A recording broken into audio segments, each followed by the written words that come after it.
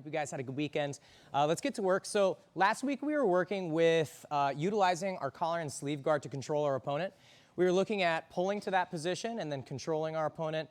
That will lead us to our overhead sweep and the triangle choke that we looked at. Now this week we're going to continue our exploration of the guard, but we're going to be transitioning to the De La Riva today. This week, our focus is going to be on that De La Riva guard. So tonight, we're going to first talk about the concepts behind the position. We're going to talk about transitioning there out of collar and sleeve. And then we'll finish up by looking at a basic simple sweep from there too. So let's take a look first at transitioning to the De La Riva guard from the collar and sleeve. So we're taking what we did last week, and we are adding on to it. All right, guys, so let's check it out. So we're going to be starting on our feet. As we did last week, I'm going to pull. So we're going to be in a good low stance. We're going to grip up, collar and sleeve grip here. I'm going to step on my partner with the sleeve side grip as I pull to the collar and sleeve guard. I'm framing with my feet, keeping a good knee-elbow connection, so I'm not trying to press him away from me. I'm pulling him into my feet. Now, from this position, I'm going to transition to De La Riva. Let's check it out. And now I'm in the De La Riva guard. So the De La Riva is a hook and frame-based guard. This is one of the most asymmetrical guards that we can use in Jiu Jitsu, which tends to, especially for beginners, give a little bit of confusion. But it's very important to learn how to use asymmetry with our limbs, so that way each of our limbs can accomplish a different job. When I say asymmetrical, I mean some guard positions, let's say like spider guard, this is completely symmetrical. This is a very symmetrical position. Collar and sleeve is still fairly symmetrical. Again, though, the De La Riva is completely asymmetrical. All of my limbs are doing completely different things here. Now again, this is a hook and frame-based guard, meaning one of my legs is hooking his knee here, and my other foot is going to be framing his thigh. Let's first look at how to transition to this position. Starting from the collar and sleeve guard, we first need to understand when and why we would move to De La Riva. Well, first things first, if I'm playing collar and sleeve and my opponent has good jiu-jitsu, they're not going to be, standing with their feet close together, bending their body forward. They're going to be in a staggered low stance, like a grappling stance. He has his right foot in front, his left leg behind. He's squatting his hips low. This will take away many of my attacks from here. I can't go double ankle sweep. I can't load him up to overhead sweep. So now this presents an opportunity to upgrade to the De La Riva. Now, maybe I already had this cross collar grip, but if I didn't, I'm going to take my hand over and grab the cross collar grip here. I want my thumb to be right up in next to his ear. So not too high, not too low, right here with the thumb by the ear. My left hand will now let go of the sleeve, and I'm going to reach down and control the ankle on my left side. If we rotate here, when I control this ankle, I can control it in one of two ways.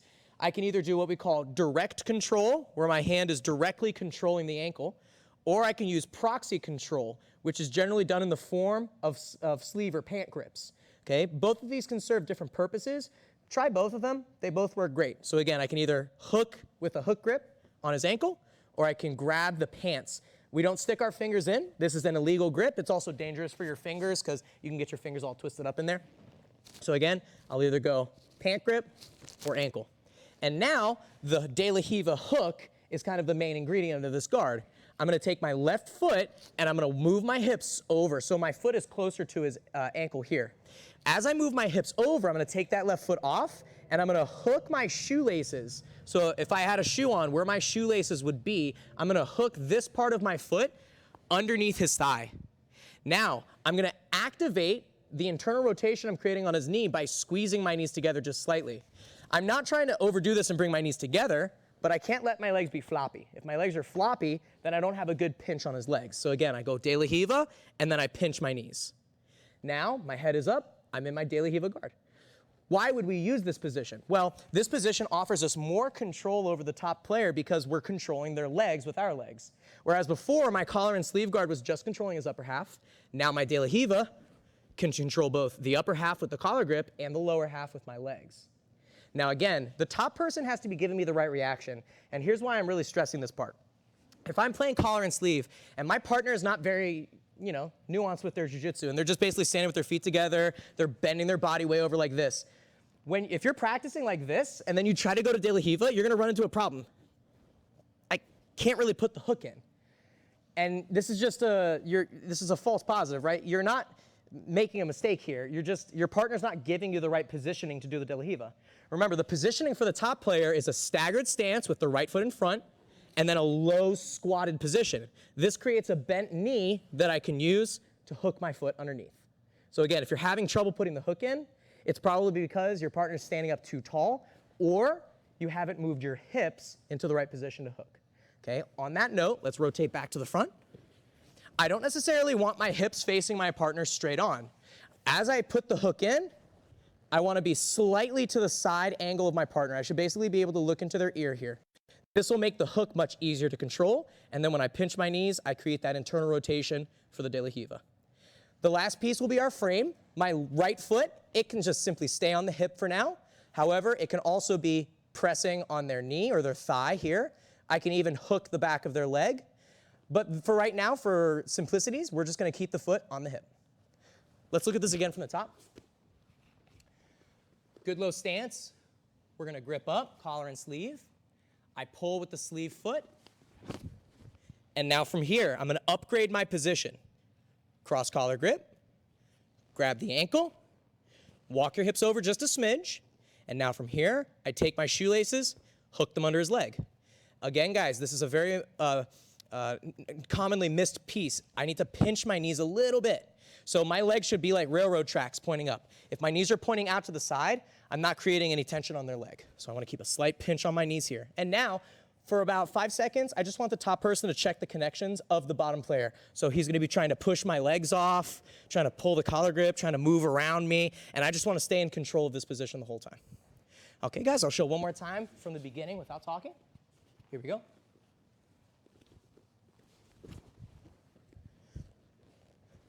And now from here, he'll move around for 5 seconds, 2, 3, 4, and 5. Notice head is up, and I'm ready to be mobile on my back. All right, guys, does anybody have any questions? So this is our De La Riva guard. We're transitioning from the collar and sleeve we did last week to the De La Riva now. All right, guys, let's try it out. 1, 2. All right. Does anybody have any questions on what we worked on with transitioning to the De La Riva from the collar and sleeve? All right, great. So this is a very powerful guard. This is probably one of the best, most beginner-friendly open guards that we can learn.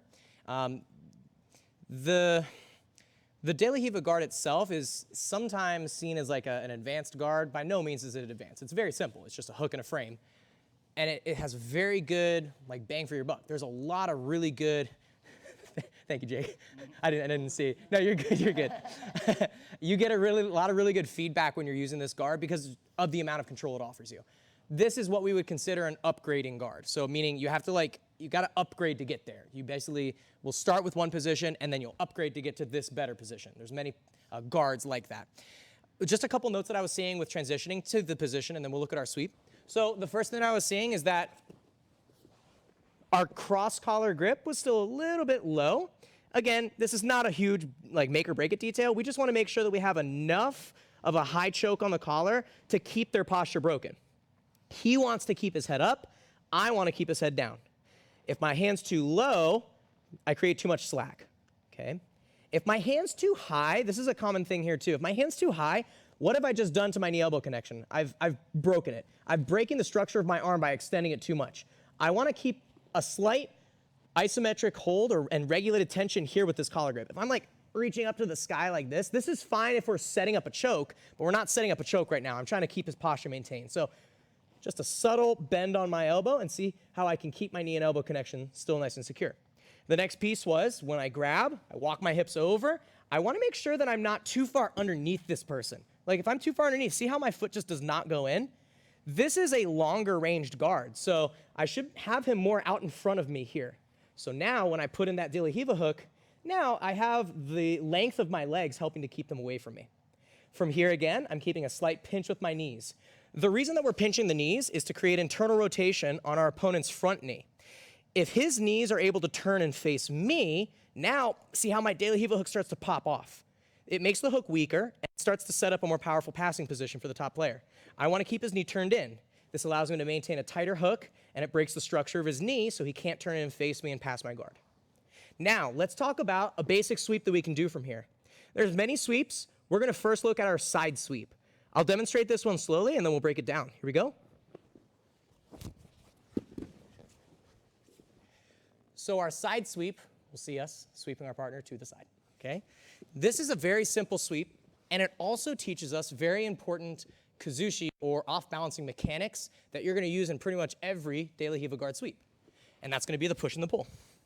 So, again, I'll start here in De La Riva. You guys can start with the cross collar if you'd like. So the first thing that I need to do is I need to off-balance my opponent. If I just have Coach Seth standing above me like this, he's going to be very strong and stable. If I try to sweep him to the side right now, he's not gonna go. What I need to do is I need to make him lose his balance. We call this kazushi. Kazushi is a judo term. It simply means off-balancing someone. So to perform my off-balance here, I'm gonna take my legs, and like I'm doing a leg press, I'm gonna push him away from me. Notice how I'm pushing him enough to pull myself up. This is good. This is a good indicator that you've pushed them enough. If I don't sit up and I just do this, my push is weak, but also my knee-elbow connection. It almost always comes back to that, guys. If I'm just pushing like this, see how my knees and elbows are so far apart. So remember, we're always kind of balled up when we're playing guard. So I push and I sit up. Now I'm not gonna be here for long. I'm now going to pull. Why would I pull though? Well, I'm gonna follow the reaction that my opponent will naturally give me. If I start to push you, your natural inclination is to push back in. So when he pushes back in, I'm gonna pull him. Look at how when I pull him, I can start to very easily take him off balance. Now, I'm gonna simply tilt him to the side I'm holding. And I'm gonna put him on his hip. Now, once he's hit his hip, we get into like the most difficult part of sweeping people, and that is coming up, okay? We'll talk about that in a second. Let's look at the sweep one more time. We'll do it from this side. So again, starting in De La Riva, I push, I pull, and I tilt. So I sit him on his butt. When I'm tilting him, I'm simply driving him and taking his momentum and slightly curving it. So I'm creating like a J out of his momentum. So I'm pulling him in, and I'm rotating him to the side. Now that we've hit the mat here, I need to come up and get on top. Okay, so if you don't know what a sweep is where I make my partner hit the mat with their hips, and then I get up above them. For 3 seconds, that's 2 points. So this is the most difficult part because he's not gonna concede the sweep. He knows that if I come up, then he's in a bad position and I'm winning. So he's gonna be trying to fight it. So I cannot let go of these grips. I'm holding the collar and I'm still holding his ankle down here. I'll show you guys a different angle in a moment. But how do I come up? Well, you might enter into a false positive sometime when you're drilling this without proper instruction, where you think, well, if I just shoot my hips up like this, look, I can go right to the mount. And while that's true, that's really only gonna work on like a day one white belt, maybe. Why? Because everyone else, they will have some semblance of a guard. So we don't wanna just assume that we can come up to a top position like the mount. That's very unrealistic. It can happen, it's just unrealistic. So what are we gonna do instead? We're gonna come up into a knee cut position. Push, pull, tilt. Now that he's hit the mat, I'm gonna take my foot that's on top and I'm gonna hide it. I don't want him to grab this leg. Not only can he start to attack it, but more importantly, he has lever control now. Because he's controlling this lever, it's harder for me to come up. So instead, I'm gonna circle this foot and hide it in between his legs. I'm gonna get up on my bottom knee, and here's the kicker, my forehead. So my bottom knee touches down on the mat as I lift my hips and put my head on the floor. So now from here, I'm gonna pull myself in towards my partner using those same grips. I'm not letting go. And I can come right up here into a knee cut position. If you're not familiar with the knee cut, then don't worry about it. Just come up into what we call combat base. So you're just gonna pop up, one knee down, finishing here. Notice how I keep this knee elbow connection. I'm not gonna be silly and open this up because then you can shoot arm bars and triangles. So look, keep it tight. And now from here, again, if you're familiar, we can come right in for our knee cut. Let's see this from a back angle so you guys can see how I'm getting up. Let's try it like this way. Okay, so I'm here in De La Riva. So I push, pull, tilt him to the side. So at this point, I like to grab the pants because it's a stronger grip. It's harder for him to kick out of. From here, again, I take my top foot, I circle it and hide it underneath. Notice now, I'm gonna put my active toes on the mat to help me get up on this bottom knee. So head down, knee down. Now from here, it's up to you. If you wanna just come up to combat base, boom, here I am. Or if you wanna be more aggressive, boom, we're gonna come right up into a knee cut with that kickstand position. So let's do one more time. Slowly, we haven't done this angle yet. All right, guys, so again, I want you to start with pull, upgrade to De La Riva. So again, I'm pushing him away. I'm performing that kazushi, off balance. 1, As I pull him in, I'm gonna pull with both my grips and then rotate his trajectory to sweep him to his hip. Now that I'm here, hide your lever, build up to your base, come right up into knee cut. Keep this elbow tight so we can start to pummel in for underhooks and finish our pass. Let's look one more time, slow motion, without talking. We'll go this way. Here we go.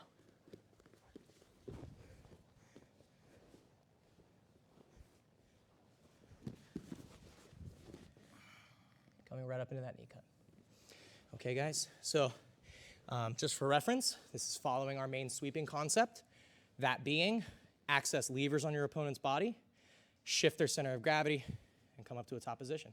So we're accessing several levers here. That ankle, that's lever control. Their spine, by tipping them, is lever control. And then when we come up to a top position, we're isolating their hips by dropping down either to the knee cut or just to that combat base. Does anyone have any questions? Anyone need to see it again? All right, let's go, 1, 2. Cool, so any questions on this little side sweep? So when it comes to De La Riva, you can really sweep your partner in like the 4 cardinal directions, right? Like backwards, forwards, side to side. So in this situation, very simple, side sweep. One quick note though, just make sure that we're sweeping them towards the side that we're controlling. This is something that I saw just in the beginning of our drilling. It was a quick correction, but it's an unfortunate mistake, right? So look, I'm here, I push, pull, boom, boom, I'm ready to sweep him, but which side do I take him to? Well, I have 2 choices. I can take him to my left or my right. If I take him to my right, I'm not controlling any of the levers on that side. You see this? Look, if I sweep him this way, he's got both an arm and a leg to catch himself.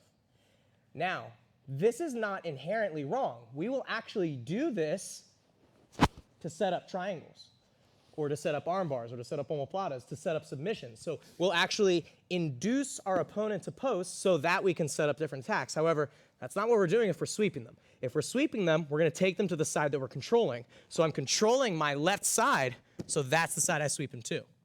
Another question was, can I let go of this leg? You absolutely can, okay? When I'm gonna teach every single possible detail we can throw at you. If you don't remember one of those details, we've built redundancies within our techniques, right? Because I've shown you every single possible detail, your grips and details that you have will still help you accomplish the technique. So if you have to let go, it's fine because you still have the collar grip. So if I have to let go, he's not gonna run away from me quite as easily because I still have that collar grip to hold on to. Ideally though, try to keep that pant grip, at least until you come up. Then of course I can let go. Now the last piece that we need to talk about is just this top position when you're in knee cut, because there is a very small window that your opponent can take advantage of. When I come up here into this knee cut position, I don't have a good positioning with my right arm anymore.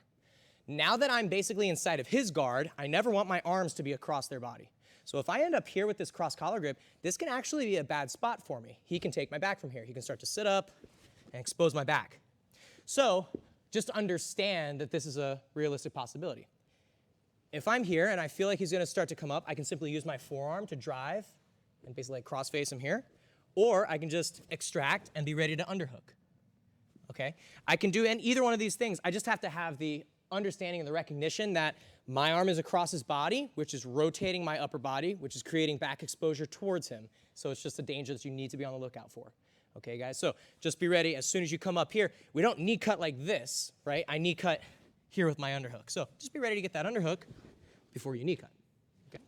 Does anybody have any questions on this sweep? Yes, sir. Major sweep. You're ready to go for the knee cut, but you made a mistake, you broke your knee elbow connection, and they get the Z guard in with their knee. Okay, yep. I mean, now we're just talking about knee shield, right? So if you're like basically a knee shield half guard. So I mean, if I come up here and yeah, like this, as long as I have this knee popped up on top, I'm still in a great spot, Eric. So I mean, now, you know, we'll just go through knee shield passing, right? My favorite is the crazy dog pass where I cut through here, start to pass with what we call a shin cut movement where I cut my shin back, right? That's probably my preferred method. Or, and again, slight tangent here, but here's my favorite technique against any type of half guard. You guys ready? This is a hack, okay? This is a secret technique. Okay, you heard it here first. If you're in half guard, just stand up. There you go. Now you're not in half guard anymore. I know, it's not as easy as that against a good half guard player. I know YouTube, don't give me any drama, right? But if you're like understanding, oh, here comes their half guard, boom, I'm just gonna disengage. Now, unless they're a good reverse de la Riva player, or if they know how to transition back to de la Riva, now, well, of course, there you go. He knows Kiss of the Dragon stuff. But again, if you're in if you start feeling like you're getting put in half guard, just stand up. And now I'm not in that position anymore. I might be in reverse de la Riva, but if your partner doesn't know what reverse de la Riva is, sweet, now you can pass easier, okay? Any other questions? All right, guys, let's go ahead and grab some water. We'll start doing some live training. 1, 2.